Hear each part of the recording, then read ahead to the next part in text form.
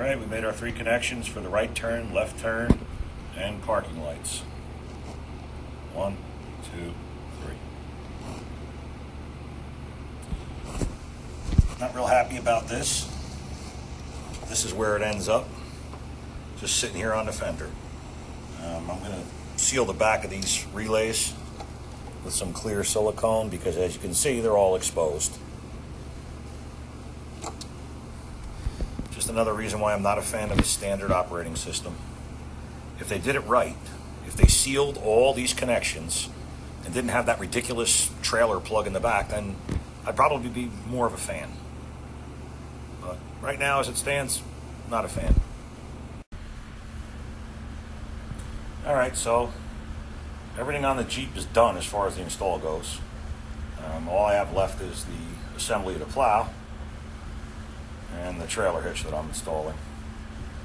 Not real thrilled with how these wires are sticking out. I guess maybe in the off season, they can be secured to here with a zip tie, but they have to reach out here to the front of the bumper to be able to plug in, so that's the problem. I sure do miss the one-piece plug. So let's see. Oh well. Fluid film. That's what's all over the relays. Rather than doing the clear silicone like I had mentioned earlier or in the video, I just sprayed everything with fluid film. We got a nice clamp here to hold the wires. The harnesses go down here. One main harness. The one underneath it is actually the blue wire for the reverse signal. Our hole through the firewall, we have a plastic grommet, and then it's sealed with black strip caulk. The power and ground for our relays is this harness here.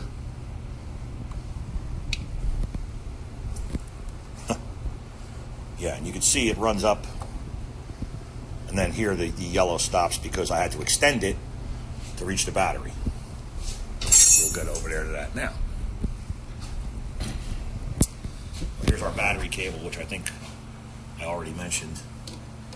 I put the loom on there, and then it comes up, and it comes up to here underneath the fuse box. And then here's our power and ground. Oops. Yeah, we got our power and ground. Power, ground. Here's the ground for the relays, and here's the power for the relays. You can see I packed it with dielectric grease, and I actually capped off this other one, as I had mentioned. I just put another connector, but I put heat shrink on the other end of it, so that's sealed off for future use. And let's see if we'll be able to see inside.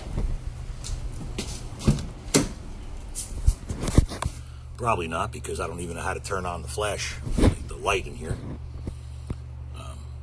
On the iPad. That's a fuse box. You can see, you can just make it out. Piggyback fuse tap. The circuit is marked spare. On our glove box door, which we have to remove to get to the fuse box, you see here it says spare 20 amp.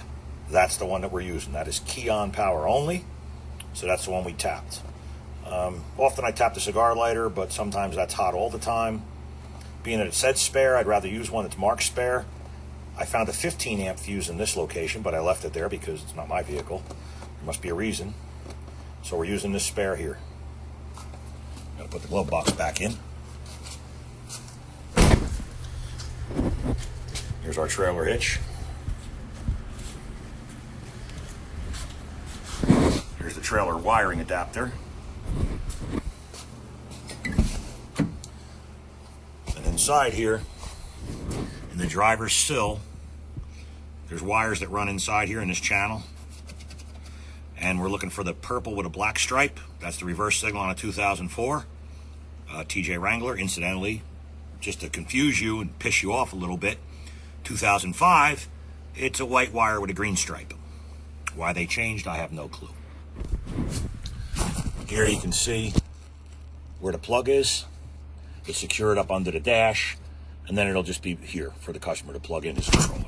Right in front of the emergency brake. I didn't drill any holes or anything inside the vehicle for mounting it. Usually I try to use an existing screw. If there's one there, I'll put a little clamp to an existing screw, but that's a good spot for it in this vehicle. So we're going to leave it just the way it is. I guess that concludes the Wrangler install.